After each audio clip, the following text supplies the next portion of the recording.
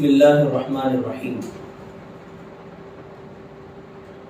اہل السنت والجماعت کے 4 مذاہب ہیں: حنفی، مالکی، شافعی اور حنبلی۔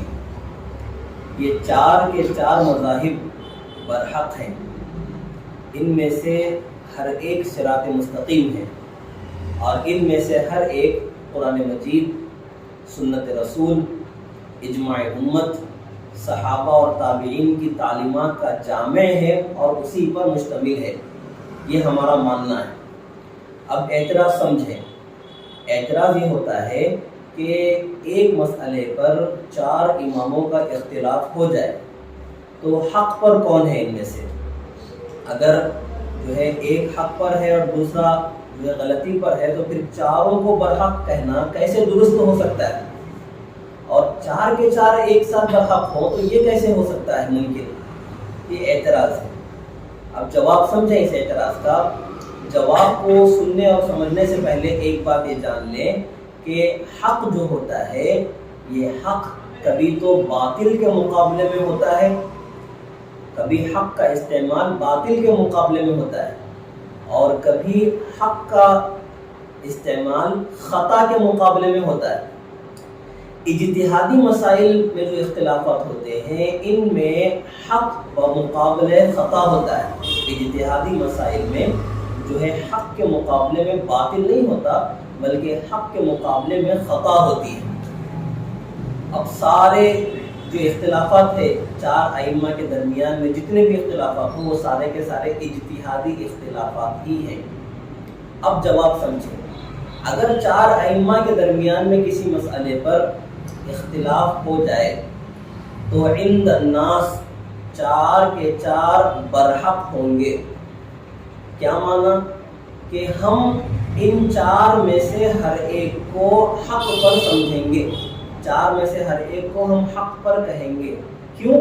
اس لیے کہ شریعت نے یہ پالیسی اپنائی ہے کہ ان مجتہدین میں سے ہر ایک کو اجر کا وعدہ فرمایا ہے اللہ نے۔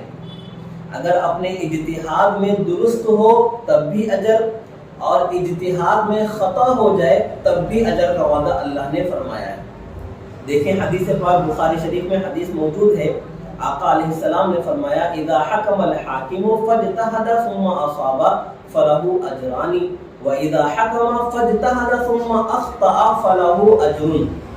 آقا علیہ السلام نے فرمایا کہ اگر مجتہد اپنے اجتہاد سے کوئی مسئلہ بتائے، اگر وہ مسئلہ بتانے میں درست ہو، صحیح ہو، تو فرمایا فلہ اجران، کہ اس مجتہد کو 2 اجر ملیں گے۔ اور اگر مسئلہ بتانے میں چوک ہو جائے، غلطی ہو جائے، فرمایا فلہ اجر واحد، کہ اس صورت میں بھی 1 اجر اس کو یقینی طور پر ملے گا۔ تو اللہ نے مجتہدین سے دونوں صورتوں میں اجر کا وعدہ فرمایا ہے۔ اگر درست اجتہاد ہو تب بھی اجر کا وعدہ فرمایا ہے، اجتہاد میں خطا ہو جائے تب بھی اجر کا وعدہ فرمایا ہے۔ اس لیے ہم یہ کہیں گے اجتہادی اختلاف میں کہ مجتہدین دونوں صورتوں میں وہ برحق ہوں گے۔ کیوں؟ اس لیے کہ دونوں صورتوں میں ان کو اجر کا وعدہ اللہ نے فرمایا ہے۔ مثال دیکھیں، غزوہ خندق کے موقع پر بخاری شریف میں روایت موجود ہے، غزوہ خندق کے موقع پر نبی صلی اللہ علیہ وسلم نے صحابہ کرام کی ایک جماعت کو روانہ فرمایا اور یہ ہدایت دی کہ دیکھو عصر کی نماز بنو قریظہ میں جا کر پڑھنا۔ صحابہ کرام راستے ہی میں تھے کہ عصر کا نماز عصر کی نماز کا وقت ہونے جا رہا تھا، تو صحابہ کرام میں سے بعض نے کہا کہ چلیں عصر کی نماز پڑھ لیتے ہیں۔ دوسرے بعض صحابہ نے کہا کہ نبی کے الفاظ صاف ہیں کہ نبی نے فرمایا کہ عصر کی نماز بنو قریظہ میں جا کر پڑھنا، اسی لیے ہم عصر کی نماز وہیں جا کر پڑھیں گے۔ پہلے والے صحابہ نے فرمایا کہ دیکھیں نبی صلی اللہ علیہ وسلم نے فرمایا ضرور ہے، لیکن نبی کے فرمانے کا منشا یہ تھا کہ ہم وقت سے پہلے پہنچ جائیں بنو قریظہ، لیکن چونکہ ہم نہیں پہنچ پائے ہیں تو اب عصر کی نماز کو قضا کرنے سے بہتر ہے کہ ہم ادا پڑھ لیں۔ تو نبی کے فرمان کو سمجھنے کے سلسلے میں صحابہ کرام کی جماعت میں اختلاف ہو گیا۔ بعض صحابہ الفاظ نبوت کو دیکھ رہے تھے اور بعض صحابہ منشأ نبوت کو دیکھ رہے تھے. بعض صحابہ الفاظ کو دیکھ رہے تھے کہ نبی نے الفاظ کیا فرمائے، اور بعض صحابہ منشأ نبوت کو دیکھ رہے تھے کہ نبی کے فرمانے کا منشا کیا تھا. تو بہرحال صحابہ کرام نے اپنے اپنے موقف اور رائے کے اعتبار سے نمازیں پڑھ لی. کسی نے یہاں پر اور کسی نے بنو قریظہ پہنچ کر نماز پڑھی. واپسی کے بعد یہ واقعہ حضور پاک علیہ السلام کی عدالت میں رکھا گیا کہ راستے میں ہمارے درمیان یہ واقعہ پیش آ گیا تھا. تو دیکھیں حدیث میں نبی علیہ السلام کی کیا الفاظ ملتے ہیں، بلکہ نبی کے بارے میں کیا بات ملتی ہے، فَلَمْ يُعَنِّفْ وَاحِدًا مِّنْهُمْ. حضور علیہ السلام نے ان میں سے کسی کو بھی برا نہیں کہا، حضور نے ان میں سے کسی پر بھی ملامت نہیں فرمائی. تو یہ واقعہ صحابہ کرام سے ملتا ہے کہ اجتہادی مسئلے میں اختلاف ہوا، صحابہ نے اپنا اپنا موقف اختیار کیا، نبوت کی عدالت میں بات پہنچی، نبی نے کسی کو صحیح اور غلط نہیں کہا بلکہ دونوں کی بھی تصویب فرمائی، دونوں کو بھی درست قرار دیا حضور علیہ السلام نے. اسی طرح ایک اور واقعہ سنن نسائی میں باب التیمم لمن یجد الماء بعد الصلاۃ.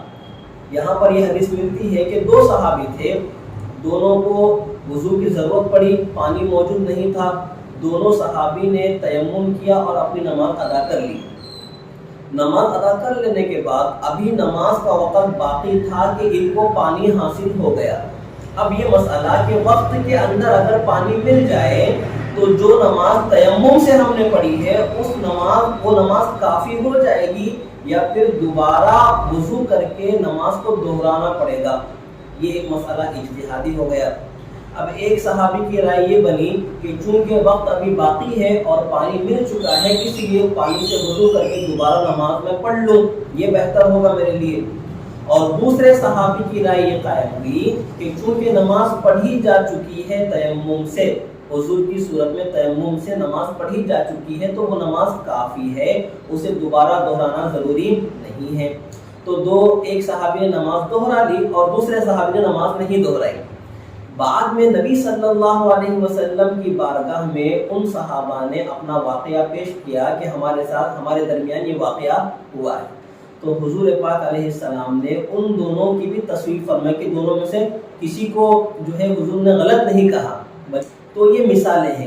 تو اس ساری تفصیلات سے کیا بات ہمیں سمجھ میں آئی کہ اجتہادی مسائل میں رائے کا مختلف ہو جانا یہ عام بات ہے، اور شریعت نے مجتہدین اور فقہا کو دونوں صورتوں میں ان کی رائے درست ہو یا خطا کر جائے اجتہادی مسئلے میں، دونوں صورتوں میں اجر کا وعدہ فرمایا ہے. لہذا اجتہادی مسائل میں فقہا اور مجتہدین کے آپس میں اختلاف کے باوجود ان میں سے ہر ایک کو برحق کہنے میں شرعی طور پر کوئی خرابی نہیں ہے. رہ گئی یہ بات کہ کون اپنے اجتہاد میں درست ہے اور کون خطا پر ہے، کون 2 اجر کا مستحق ہے اور کون 1 اجر کا مستحق ہے. یہ اللہ کے علم میں ہے اور اللہ اپنے علم کے مطابق قیامت کے دن فیصلہ فرمائیں گے. ہم مسلمانوں کو اس میں الجھنے کی ضرورت نہیں ہے، ہم مسلمانوں کو اس میں الجھنے کی ضرورت نہیں ہے. جو چیز اللہ کے علم میں ہے اسے اللہ کے حوالے کر دیں، اور یہ فیصلہ کرنا نہ تو ہمارا مقام ہے اور نہ ہی ہمارے بس کی بات ہے.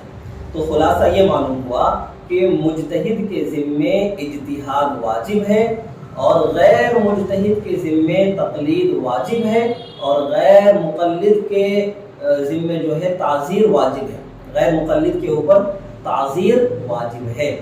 تو فقہاء کرام کے درمیان میں اجتہادی مسائل میں اختلاف کے باوجود جو ہے وہ برحق ہے اور صراط مستقیم پر ہوں گے. اللہ پاک ہم سب کو یہ دینی نظریات اور دینی باتیں صحیح سمجھ کر عمل کرنے کی توفیق عطا فرمائے. وما توفیقی الا باللہ.